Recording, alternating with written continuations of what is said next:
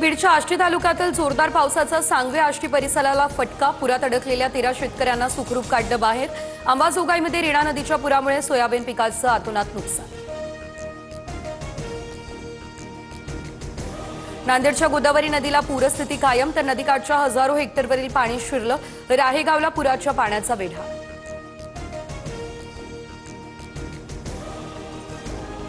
जळगावच्या एरंडोल तालुक्यातील अंजनी नदीला आला पूर। एरंडोल शहराचा इतर गावांसोबतचा संपर्क तुटला। एरंडोल येवला हायवेवरील वाहतूक प्रशासनाकडून बंद। खरीप पिकांचं मोठ्या प्रमाणात नुकसान। नाशिकमध्ये सध्या पावसाची विश्रांती। गोदाघाट परिसरात पाण्याची पातळी मात्र खालावली। गंगापूर धरणातून पाण्याचा विसर्ग सुरूच। सरसकट पंचनामे करा, नियमांवर बोट ठेवून लोकांना त्रास होईल असं वागू नका। मुख्यमंत्र्यांचा जिल्हाधिकाऱ्यांना आदेश। जनावरांच्या चाऱ्याची सोय करण्याचेही दिले निर्देश। 3 दिवसांचं विशेष अधिवेशन घ्या। अतिवृष्टीच्या पार्श्वभूमीवर सरकारकडून ठोस निर्णय व्हावे। जयंत पाटलांचं राज्यपालांना पत्र। अजित पवार यांची उद्याची आमदारांसोबतची आढावा बैठक रद्द। आमदारांनी आपापल्या नुकसानग्रस्त भागात जाऊन मदत करावी, अजित पवार यांच्या सूचना।